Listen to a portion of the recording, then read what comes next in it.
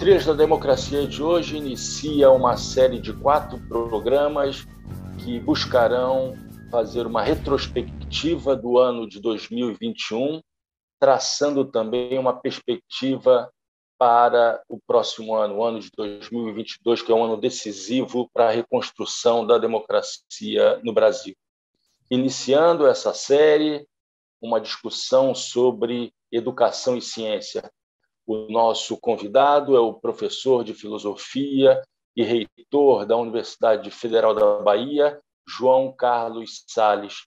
João Carlos, seja muito bem-vindo ao Trilhas da Democracia, esse espaço de discussão e defesa da democracia e direitos humanos. Seja muito bem-vindo, João Carlos. Obrigado, Marco. Um prazer estar aqui com você. João, você é reitor da UFBA desde 2014, esse já é o seu segundo mandato como reitor dessa que é uma das principais universidades públicas federais do Norte e Nordeste do Brasil, na verdade. E entre 2019 e 2020, você foi presidente da ANDIFES, Associação Nacional dos Dirigentes das Instituições Federais de Ensino Superior. Então, nada melhor do que ouvi-lo sobre a atual situação da ciência, tecnologia e da educação no Brasil. Eu começaria te convidando a uma reflexão retrospectiva sobre esse ano que está chegando ao fim, que fosse subdividida em 4 pontos. O primeiro, a questão orçamentária. Em segundo lugar, a questão da liberdade e da autonomia. Em terceiro lugar, as políticas de ação afirmativa, a assistência estudantil. E, por fim, uma análise sobre a desorganização que paira sobre o MEC, sobre o Ministério da Ciência, Tecnologia e Inovação e sobre os 2 principais órgãos de fomento vinculados, respectivamente, ao MEC e ao Ministério da Ciência e Tecnologia, a CAPES e o CNPq. A pergunta é longa e fique inteiramente à vontade, João Carlos, para desenvolver uma reflexão sobre esses pontos. Por favor. Ô Marco, desafiador, né, tratar de todas essas questões. Eu vou tentar fazer isso de uma maneira relativamente organizada, imaginando o seguinte, que, primeiro, essas questões estão entrelaçadas. Então, quando a gente fala em orçamento, por exemplo, a gente tem que perguntar qual é a disposição que a sociedade brasileira tem para investir. E a pergunta é em que exatamente? Porque a sociedade brasileira fez opções meio curiosas. Então, por muito tempo, e até hoje ainda existe um pouco essa realidade, Marco, as pessoas diziam, nós temos uma universidade que é do Ministério da Educação e outra que é do Ministério de Ciência e Tecnologia. O que significava isso? Significava que certos bolsões de pesquisadores tinham um certo financiamento diferenciado da ciência e tecnologia, através da FINEP, CNPq, em grandes projetos. E aí é como se tivesse, então, que ter uma universidade da educação, talvez menor, né? Talvez apenas reduzida à atividade de ensino de qualidade, mas ensino. Você lembra, tempos atrás, só para sentir assim o cheiro desse significado, tempos atrás, o governo Fernando Henrique se esboçou a ideia de que você teria apenas pouco, precisaria, um país como o nosso, não teria condições de ter centros de excelência em todos os lugares. Então, você teria centros de excelência do Sudeste e do Sul, por exemplo, e o Nordeste, Marco, por exemplo, poderia ficar com atividade de ensino, uma atividade menor, não precisaria tanto investimento em pesquisa. Essa ideia, curiosamente, prospera ainda. Prospera no sentido de que algumas pessoas imaginam que não precisamos ter universidade de qualidade em todos os lugares.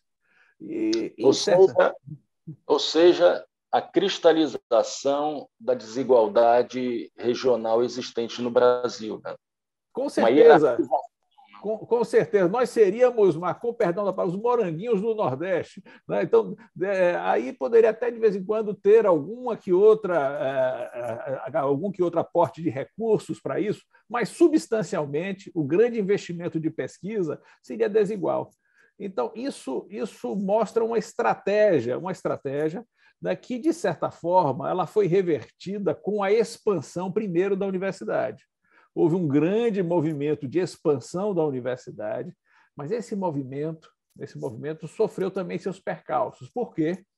Porque não se compreendeu, por exemplo, que o orçamento para construir uma universidade deve proporcionalmente contemplar, de maneira muito radical, cotas, ações afirmativas. Ou seja, você expande a universidade e você está diminuindo um déficit, né, de presença do nosso povo no ensino superior, mas você não pode trazer para dentro da universidade uma desigualdade que as pessoas sofrem fora da universidade. Você precisa amparar a política de ações afirmativas, você precisa fazer com que o estudante que chega na universidade encontre todas as condições para trazer seu talento, seu brilho, sua diversidade de cor, raça, divisões, ou seja, a universidade, né, padece. Veja que eu estou associando o orçamento, uma visão limitada do orçamento, a um projeto mais amplo e mais generoso para a universidade.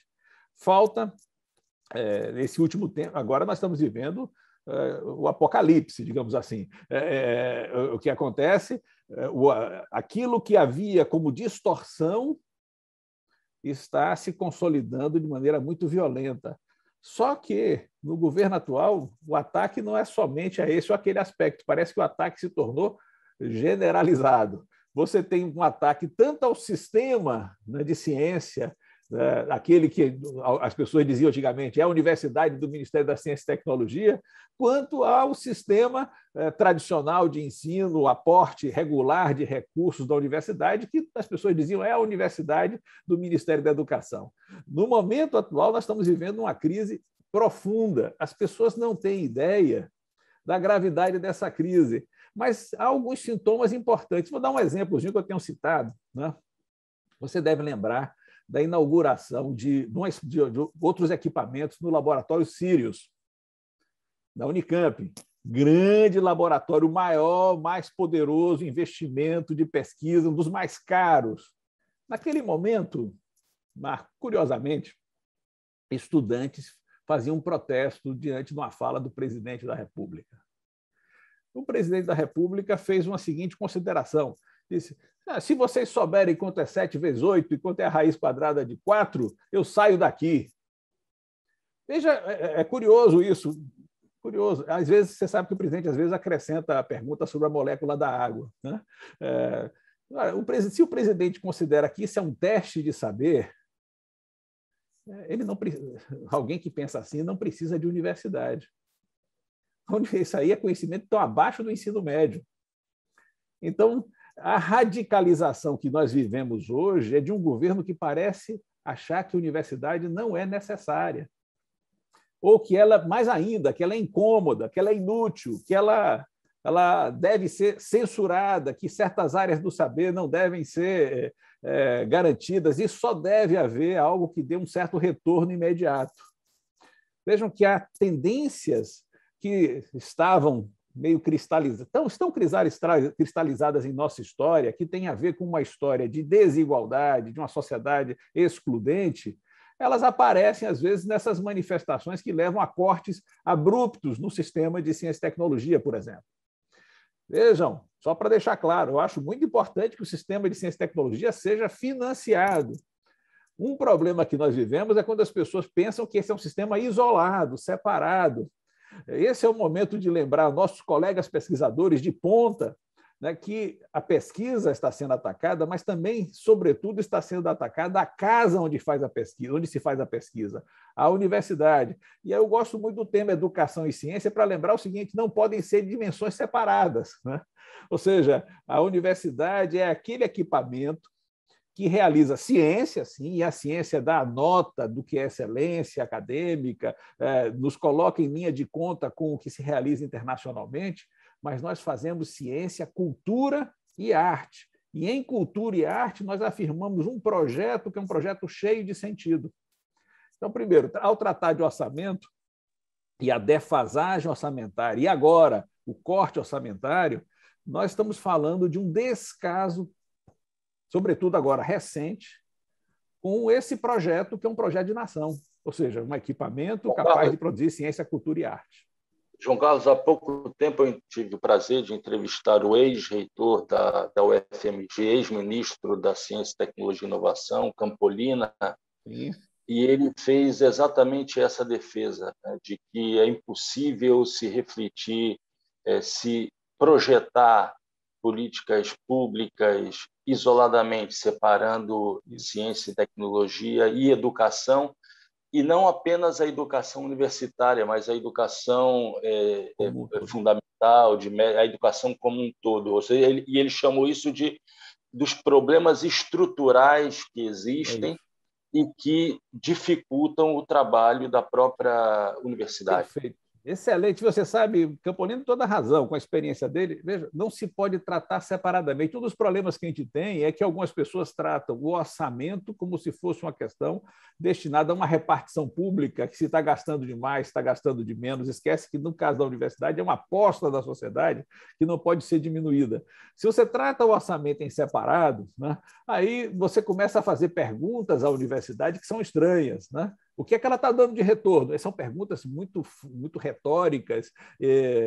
Olha, você está formando engenheiro e o engenheiro está dirigindo Uber, né? São perguntas retóricas que não percebem que a universidade é uma aposta que não se faz separadamente de uma sociedade que deve garantir emprego, uma sociedade que deve garantir investimento em políticas públicas e assim por diante.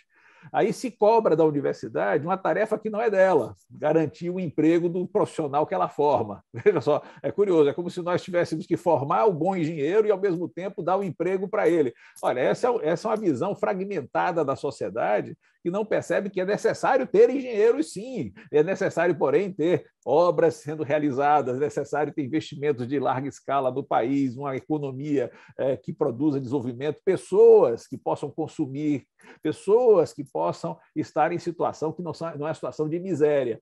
Ou seja, não se pode pensar a universidade, né, como um projeto separado, como se fosse uma empresa privada, sabe, que você vai calcular se ela está dando lucro, e aí você dirige agora cursos para uma área que dá lucro, e você fecha cursos que não dão lucro, e assim por diante.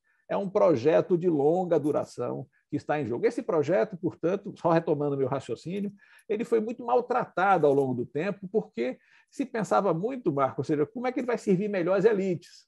Não, vai servir as elites se gastar pouco e der grandes resultados, por exemplo, em certos centros de excelência. Esse era um projeto tradicional. Daí você distribuiria diplomas à mancheia, né, para o resto da população. Isso desapareceu? Não desapareceu. Acho que agora tomou uma nova forma. Por exemplo, você deve ter visto o projeto do Reúne Digital. O Reúne Digital é mais ou menos a mesma coisa, ou seja, você vai ter universidade poderosa em alguns lugares, mas você, para distribuir diplomas no país, você faz isso à distância, sem laboratórios, sem o convívio, sem a sociabilidade, sem assistência estudantil, reduzindo os professores à figura de tutores. Aí você diz, não, mas isso vai atender pessoas em vários lugares, vários rincões. Ótimo! Ter um telecurso terceiro grau não faz mal, mas isso não é universidade. O projeto de universidade... A propósito, João Carlos, qual é a tua avaliação sobre a implantação de cursos EAD nas universidades públicas? E a minha pergunta tem em mente duas realidades. A realidade pré-pandemia e o aprendizado que a fórceps que nós tivemos durante esses anos de pandemia. Vamos pensar primeiro, EAD não é o ensino remoto que nós somos levados a fazer. EAD é uma modalidade particular. Então, um curso em EAD ele é aprovado completamente em EAD, com polos específicos, com polos para atender pessoas, tutores, etc. Ou seja, tem um conjunto, uma estrutura e uma compreensão particular desse curso em EAD. Pode ser feito com grande qualidade. A Federal da Bahia, tenho orgulho de dizer, temos cursos em EAD de grande qualidade. não é a mesma coisa que o não presencial. Aqui nós fomos forçados, né? Nós fomos forçados a uma realidade não presencial que nos privou tanto daquilo que é o EAD efetivo, não é o EAD concreto, com todos os seus recursos, todo o seu planejamento. Fizemos isso muito no improviso, né? Algumas pessoas descobriram talentos que nem tinham, né? Então, o que acontece? Uma coisa é essa forma não presencial, né? Que aqui nós estamos nesse limbo, um pouco assim, com um prejuízo muito grande do contato com o aluno, com a falta da convivência nos espaços de convivência, restaurantes universitários, bibliotecas, laboratórios, etc. Então, eu acho que a experiência remota foi uma necessidade, a universidade mostrou talento para fazer uma resposta provisória a isso. Algumas pessoas se acomodam a essa realidade. Você sabe que uma pessoa disse, agora nós estamos fazendo um esforço para voltar ao presencial. A presencialidade é uma marca da vida universitária, que é uma forma de vida onde as pessoas confrontam ideias, superam ali, ou seja, não é educação em casa, é uma forma de convivência. A educação tem esse traço fundamental de convívio que não pode ser desprezado. Então, muita gente, porém, se acomodou a essa forma. Chegou a um desplante, até um professor disse certa vez, mas como vai voltar ao presencial? Logo agora que eu tenho todas as minhas aulas gravadas, peraí, professor, peraí, o senhor então não vai ser mais, vai ser substituído por uma plataforma. Se é assim, vamos fechar as universidades e investir no YouTube. Veja, o professor, esse é talvez um critério para o que é qualidade. O professor, numa universidade pública, não é substituível. Ele não é terceirizável. Ele não pode deixar de fazer a sua função naquele momento do diálogo com o aluno, enfrentando diferenças, atendendo, acolhendo. O professor não é alguém que ministra uma aula, né, e tem gabaritos para que as respostas sejam dadas. O professor é quem faz essa aventura de deixar sua cadeira vazia e de formar novas pessoas que possam ocupar esse lugar. Então, respondendo à sua pergunta, nós passamos uma experiência difícil, fizemos isso com louvor na medida do possível, mas você sabe bem, né, que a pandemia agravou a vulnerabilidade dos mais vulneráveis, fez com que não se garantisse um acesso equitativo, fez com que os problemas de conexão, de acompanhamento, prejudicassem a qualidade, né, do que está sendo produzido como formação universitária, né, e é um estágio que nós precisamos retornar. O problema que temos é o seguinte: muitas empresas privadas têm interesse numa educação à distância não regulada.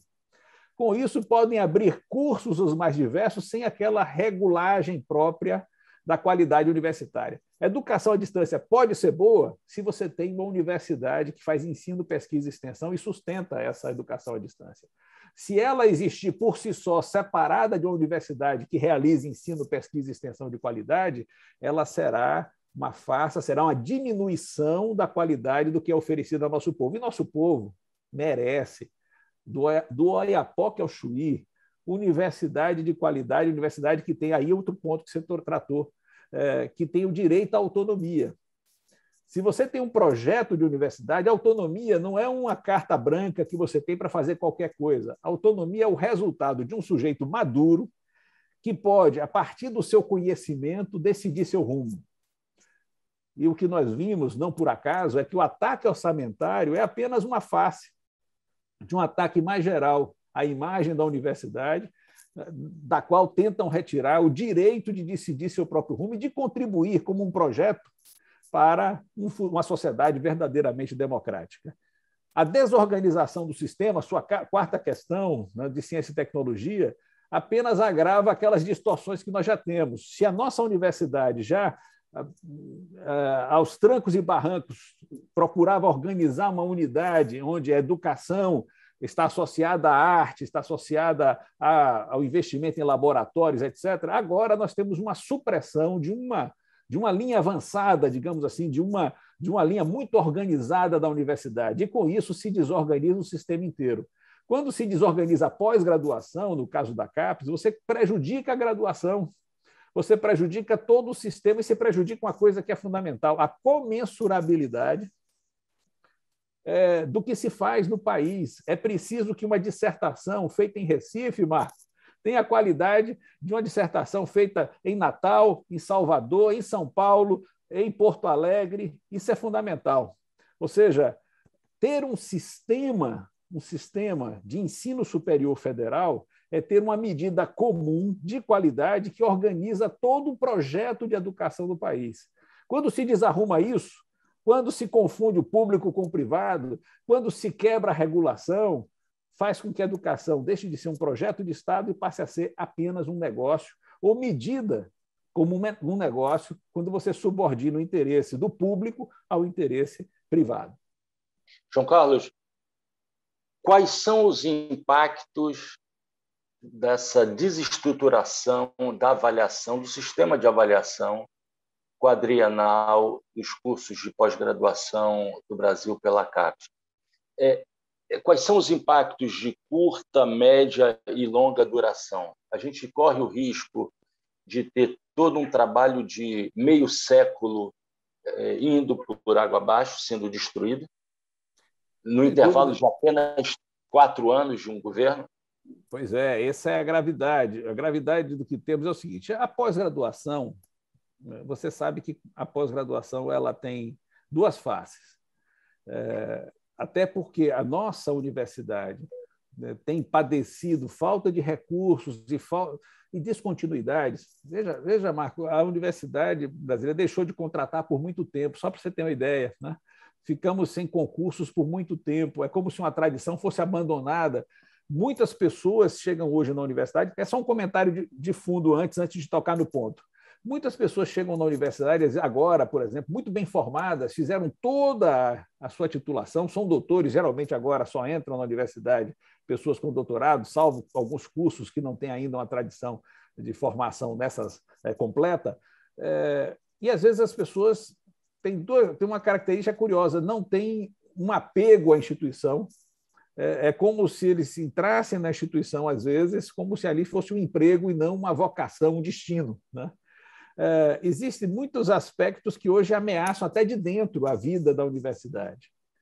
Ter uma avaliação do que é excelência em pesquisa e formação é algo que deve, digamos assim, imantar todo o tecido da universidade. Quando você tem um padrão, olha, isso aqui é uma pesquisa própria da universidade, comparável, isso é o que é o sistema de avaliação, comparável com o que se faz nos melhores centros e o que se faz internacionalmente, aqueles cursos mais elevados, inclusive, tem notas que fazem comparar esses cursos com aqueles que se realizam em qualquer parte de excelência no mundo. É você ter um critério de organização interna da vida acadêmica. Então, um sistema de pós-graduação funciona como se um teto sustentasse a casa, né? Então, aquele teto gera medidas que vão beneficiar o que nós fazemos na nossa primeira atividade com o calouro, né? Qual a distorção? Às vezes algumas pessoas não compreendem essa função da pós-graduação e, em vez de fazer com que a pós-graduação imante e beneficie a graduação e vice-versa, querem criar uma clivagem, como se houvesse um professor de nível 1 e um professor de nível 2, o professor que é credenciado e o que não é credenciado. Isso é uma distorção, me parece, que às vezes é mal resolvida, né? E é um resultado até de um pouco desenvolvimento das interações mais globais que a pós-graduação pode suscitar. Quando você quebra isso, primeiro, você deixa de ter essa medida comum. E pode favorecer, que é o que está acontecendo, o credenciamento de cursos não qualificados, apenas atendendo aos interesses das instituições privadas. Isso é perigosíssimo. Imagine se você tem uma titulação e você não consegue, como instituição credenciada, e não consegue diferenciar aquilo que foi feito com sofisticação, e isso se equipara a qualquer outro tipo de trabalho sem a devida regulação, esse prejuízo é muito grande para o sistema inteiro. É como se o sistema tivesse perdido a noção do que é a saúde acadêmica dele mesmo. É o risco que nós temos agora com a descontinuidade possível da avaliação quadrienal, à qual a CAPES não parece estar resistindo da maneira mais firme. É, pelo menos, o que dizem os membros da CAPES que participam, os representantes da comunidade na CAPES. Agora nós estamos encontrando na CAPES um movimento semelhante ao que aconteceu no INEP, né, de coordenadores renunciando a esse processo. É correta essa renúncia? Não é correta? Essa é uma questão a se avaliar. Certamente os que ficam estão preocupados em proteger certos valores. O grande desafio hoje, acredito, que os coordenadores estão tendo, Marco, é o seguinte: permanecer é ser cúmplice do desmonte ou permanecer é uma forma de resistência? Você vê a gravidade do que nós estamos enfrentando. Alguns coordenadores estão saindo porque está ameaçada a qualidade da avaliação. Alguns dizem, estou permanecendo porque está ameaçada a qualidade da avaliação. Todos concordam com que está ameaçada a qualidade da avaliação. Trata-se de ver qual é a política de resistência nesse momento. Mas nunca houve ameaça tão grande à pós-graduação, à ciência, à tecnologia, como agora. João Carlos, me permita retornar à questão da liberdade, dos ataques à liberdade e autonomia universitária. Desde 2016, quando foram organizados cursos sobre o golpe de 2016, deu início a uma perseguição em relação a professores, né? Professores isoladamente, até nós chegarmos a essa situação que passa pela perseguição pela qual o ex-reitor da Universidade Federal de Pelotas, Pedro Halal, um dos maiores cientistas brasileiros, e até o nosso colega, amigo, professor Carlos Zacarias, da UFBA, né, do Departamento de História da UFBA, que também teve um processo movido por um vereador, né, de Salvador, salvo engano, né, e também por parte do Brasil Paralelo. Como você observa esses casos que são isolados, mas vão se tornando cada vez mais frequentes, né? De que maneira isso pode impactar, por exemplo, a ideia da liberdade de cátedra, que é um patrimônio da universidade pública, né? de um Estado de direito democrático? Essa é uma questão, assim, uma cláusula pétrea da universidade. Você sabe que ela não pode ser afetada. Eu fiz questão, Marco, no caso do curso que o Zacarias organizou com vários docentes, né? Eu fiz questão de ir a uma das aulas, né? De registrar a sintonia da reitoria com a liberdade acadêmica de nossos docentes.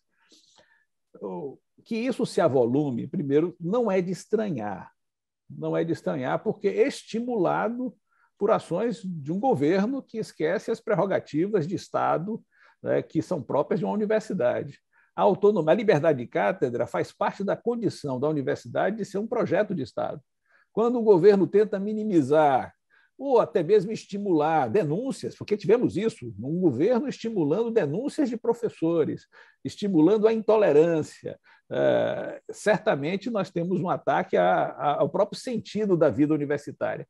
Mas, veja, não é de estranhar, porque eles não valorizam tanto a universidade. Lembra? É bom lembrar, nós não estamos numa situação pacífica. Como servidor público, eu tenho uma obrigação de dizer para os governantes que eles estão ameaçando um patrimônio de Estado. Como servidor público, eu tenho a obrigação de dizer aos governantes que é um absurdo que se ataque a liberdade de pesquisa. E a liberdade de pesquisa significa que qualquer um na universidade pode pesquisar qualquer tema e deve fazê-lo amparado em dados, segundo certos procedimentos reconhecidos pela comunidade científica. Ou seja, não há... Naqueles casos, apresentando ao Comitê de Ética para recomendação, para ponderação... Quando pertinente, quando utilização de seres humanos e tudo isso, ou seja, nós temos procedimentos autorizados, nós fazemos parte de uma comunidade científica. Cada pesquisador tem o direito no ambiente da universidade e ninguém pode restringir esse direito. Então, quando isso acontece e parte de um governante, isso só pode ser um sintoma de que esse governante não preza essa instituição de Estado, está atacando essa instituição de Estado. E esse é um absurdo em relação ao qual não podemos ser servos, não podemos ser cúmplices nem servos desse absurdo. Agora, é um sintoma de um lodo conservador que não prezava a universidade ou que tinha uma visão apenas instrumental da universidade e que desdenha o fato de que a universidade pode ter um papel estratégico no aprofundamento de laços democráticos na nossa sociedade, no acolhimento de populações que estavam fora da universidade, porque a universidade, Marco, ela é produtora de mérito, ela não vive de mérito pregresso, ela não é apenas um lugar onde pessoas que tinham privilégios vão encontrar a sua destinação. Ela não pode apenas reproduzir a dominação das elites. É um lugar de produção da elite, no sentido de produção do mérito acadêmico de pessoas que se destacam por seu saber. E uma das tarefas nossas mais desafiadoras hoje é ter recursos para que o talento da nossa gente, nosso povo, brilhe na universidade. E isso é que é o grande desafio, que isso incomoda muito. Muita gente fica muito incomodada com o fato de que o talento não tem extração social nem direito, não é capitania hereditária, né, que algumas pessoas gostariam dessa maneira. Ao contrário, o talento é uma aposta que a sociedade faz em sua gente, ou seja, esse talento se produz, e a universidade é um lugar de produção do mérito do talento fundamental. João Carlos, você presidiu a Andifes em 2019, 2020, ou seja, os 2 primeiros anos do governo do atual presidente da República. E no decorrer desses 2 primeiros anos foram feitas várias indicações, várias escolhas por parte do presidente da República, do MEC, de reitores que não foram os primeiros colocados nas respectivas eleições, né, da comunidade acadêmica, né, de professores, estudantes, técnicos administrativos. Qual é a situação hoje da Andifes? Qual é a correlação de forças existente no teu período, no período em que você presidiu, e nesse momento, nesse final de 2021? A Andifes, que sempre foi uma referência das grandes batalhas travadas pela comunidade acadêmica das universidades públicas federais. Pensar aqui um pouco com você. Primeiro, só uma correção, eu fui vice-presidente e presidente da Andifes. Eu comecei como vice-presidente em julho de 2018, né? Ou seja, Temer ainda, e aí depois eu fui eleito no ano seguinte, em julho, presidente da Andifes, ou seja, eu peguei então, portanto, vamos esquecer agora a parte de Temer, eu peguei o Vélez Rodrigues, o Weintraub, foi exatamente esse o momento em que eu fui presidente da Andifes, e deixei de ser presidente pouco tempo depois do Weintraub ter sido afastado, renunciado, sumido, saído, não sei exatamente o que foi feito. Então, veja só, passou a ser quase uma regra um descaso com a comunidade, ou seja, veja como a questão da autonomia está associada ao orçamento. Você diminui o orçamento da universidade porque acha que a universidade não é tão importante nem tão necessária. Você deixa a defasagem acontecer por causa disso. Você faz o corte porque imagina que não está tendo prejuízo em comprometer um projeto de longa duração como esse. Mas se você faz isso, você também não respeita aquela comunidade. Você acha que ela é inepta, ela não tem condições de escolher seu gestor. Então, tornou-se um hábito quase, né, do governo de ignorar o primeiro da lista, o primeiro mais indicado. Isso não significou sempre que estava indicando apenas pessoas próximas, porque às vezes as listas encaminham à vontade projetos, mas parecia então uma forma de contrariar a vontade da comunidade, ou seja, não indicar o primeiro da lista. Ou seja, esse procedimento é um procedimento com graves consequências de gestão. Não é somente o desrespeito a uma escolha política, porque está em jogo ali o movimento, quando a comunidade elabora uma lista de nomes, em tese ela está fazendo o quê? Ela está se debruçando sobre projetos, sobre aquilo que mais corresponde à sua excelência acadêmica, ao seu compromisso social. Ignorar isso é apenas uma medida a mais de agressão à universidade, de descompromisso com a universidade. Eu diria que, nesse momento, a Andifes continua representando esses anseios, a Andifes continua representando a vontade, com independência de reitores, alguns manifestarem o seu apreço especial ao atual governo. Com independência disso, direito desses indivíduos de fazerem isso, a Andifes continua representando, sim, e tendo uma voz forte. Só para você saber, é importante, já mencionando isso, você sabe que a UFBA organizou um ato público em 18 de maio desse ano, Educação contra a Barbárie. Fizemos isso por considerar que era fundamental, um ato público nacional, né? E esse ato público levava em conta o fato de que, se de vez em quando é difícil separar onde começa a vontade da educação e onde começa a incivilidade, estamos enfrentando e continuamos enfrentando quase como as águas separadas. Né? As águas se separaram. Aqueles, e a pandemia trouxe até essa agudização também, porque nós tínhamos aqueles que defendiam a vida, os procedimentos científicos, a democracia, e outros que advogavam posições obscurantistas de ataque, por exemplo, a escolha de reitores, etc. Fizemos um ato, então, e vamos repetir agora, Marco. Aí eu aproveito aqui para fazer um convite a todos. Veja, dia 6 de dezembro, começa o Congresso da Universidade Federal da Bahia. A universidade celebrando seus 75 anos, nós vamos começar o Congresso da UFBA, mais um Congresso da UFBA, e, aliás, esse gigantesco, teremos mais de 1.100 mesas discutindo vários temas, mostrando a nossa produção. Mas vamos começar o Congresso na tarde do dia 6, com um ato público que replica o Educação contra a Barbárie. E teremos ali a luta das entidades nacionais, SBPC, Academia de Ciências, a ANPG, UNE, PROIFES, Andes, FASUBRA, ou seja, vamos estar ali trazendo a luta das entidades nacionais, aquelas que defendem a ciência, tecnologia, a pós-graduação, a UNE presente, a voz dos estudantes, ou seja, é um momento muito forte. Na segunda-feira, esse programa, esse Trilhas da Democracia,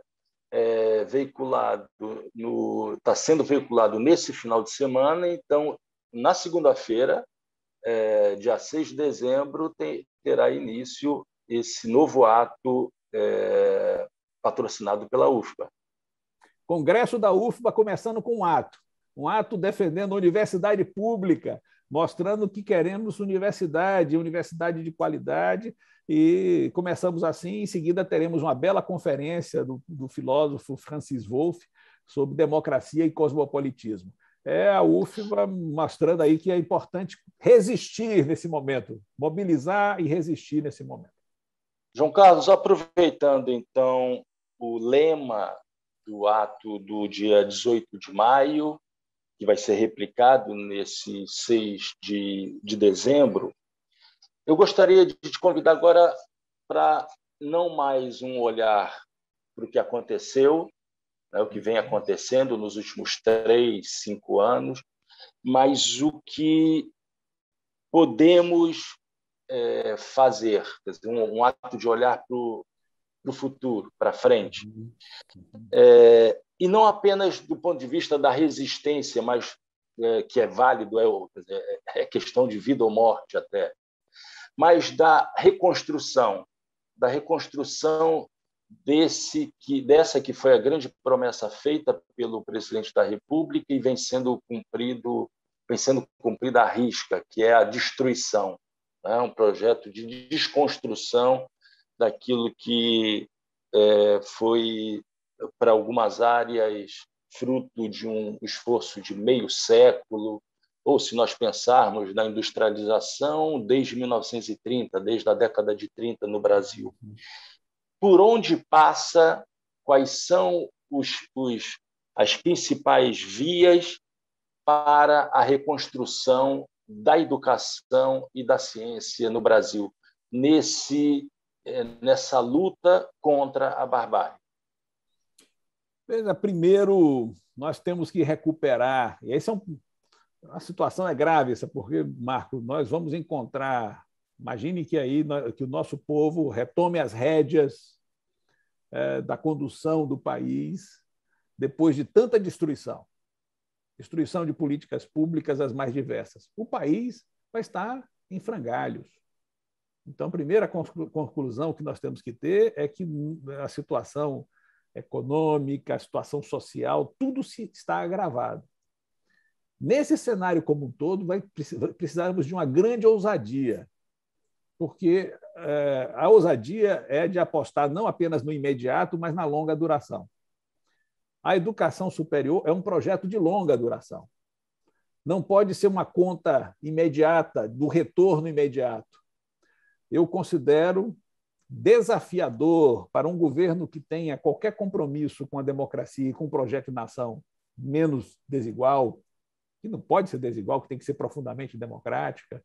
Qualquer governo que tenha algum compromisso com isso vai precisar reordenar prioridades para, eu diria, recuperar uma aura, mas não a aura de uma universidade que simplesmente servia as elites, mas de uma aura, a aura de uma universidade que tem excelência acadêmica, mas que tem uma excelência matizada por seu compromisso social, com a sua expansão, com o acolhimento e com, digamos assim, com todo o tecido do povo brasileiro. Ou seja, então, nesse sentido,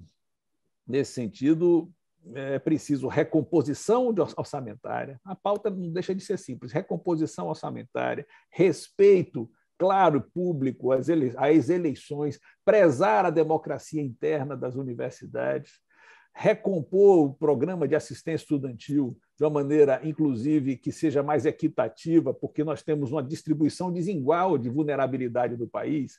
Se nós temos mais vulneráveis em algumas universidades, e, aliás, algumas universidades têm vulneráveis mais vulneráveis, você sabe que a marca da vulnerabilidade é a renda média per capita inferior a um salário mínimo e meio.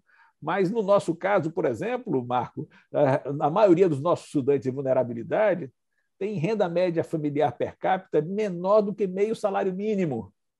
Então, ou seja, se não levarmos em conta a importância desse acolhimento, desse projeto, nós estaremos mantendo desigualdades, né?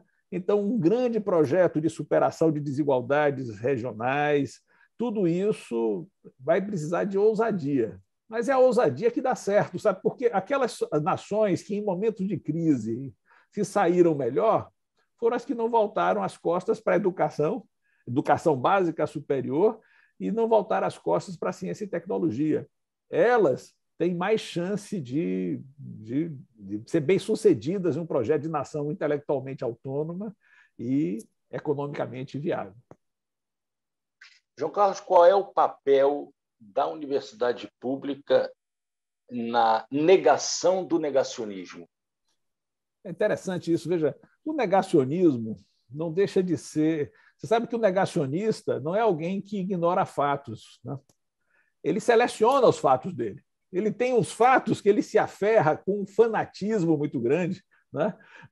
Parece que ele estabelece um argumento como se fosse um torcedor de futebol e não como alguém que aprecia com uma certa neutralidade as evidências disponíveis, né? Então, ele está muito informado e é mal formado. Ele tem uma abundância de informações, mas ele não tem a capacidade de separar, nem de hierarquizar informações, nem de separar um fato da falsidade. A universidade tem um papel enorme, portanto, né, de não estar enclausurada, de aprimorar sua divulgação científica, de participar do debate. Ou seja, nós, professores, técnicos, estudantes, não podemos ser professores, técnicos, estudantes de gabinete, voltados apenas para a nossa carreira. Nós temos uma tarefa hoje social muito grande, né, de fazer com que o acesso à ciência, mas a reflexão científica, um modo de pensar adequado, mas também há um refinamento, insisto sempre nisso, não é só ciência, ciência, cultura e arte, um refinamento no olhar, na percepção, no sentimento, no acolhimento. Isso nós não podemos fazer só dentro da universidade. A universidade precisa, como pública, estar de portas abertas ter uma porosidade em relação às suas fronteiras, deixar-se ocupar pelos movimentos e demandas sociais. Grande tarefa nossa, porque só assim a gente combate o negacionismo, que é uma das facetas do obscurantismo, da ignorância. João Carlos Salles, professor de filosofia e reitor da Universidade Federal da Bahia. Muito obrigado, João Carlos, pela tua disponibilidade. Eu gostaria agora de deixar aberto os nossos microfones para que você desejasse votos, quais votos para esse ano de 2022, como você disse, será um ano decisivo para a história brasileira. Obrigado, Marco, pela oportunidade. Veja, as situações de crise levam à desestabilização das instituições, estimulam as forças centrífugas, as pessoas, cada um, às vezes, procurando apenas cuidar da sua existência, os interesses se tornam mais agudos, a competição pode aflorar. Existe competição, existe conflito na universidade, mas a verdade da universidade há de prevalecer. Meu voto é que a verdade da universidade prevaleça. E a verdade da universidade é a colaboração, é a criatividade, é a ampliação de direitos, é o trabalho refinado, tudo isso que nós temos o direito de fazer no espaço da universidade. Não posso também deixar de reiterar o convite a todos. Inscrevam-se no Congresso da UFBA, Congresso 75anos.ufba.br, inscrições gratuitas, todos poderão estar assistindo mesas com convidados nacionais e internacionais, debatendo todos os temas de interesse nas diversas áreas. Participe, o Congresso nosso é uma forma de resistência. Portanto, Marco, desejo que, com unidade e resistência, nós que temos a Universidade Pública do Coração, vamos sim superar os obstáculos, vamos vencer. Muito obrigado, João Carlos. E na próxima semana, o Trilhas da Democracia continua nesse esforço de reflexão voltado para uma retrospectiva de 2021 e também o tracejamento de perspectivas para o próximo ano. E na próxima semana nós receberemos o ex-prefeito de Porto Alegre, ex-governador do Rio Grande do Sul, ex-ministro da Educação, da Justiça, das Relações Institucionais do governo Lula, Tarso Genro. Então, eu espero por vocês e até lá.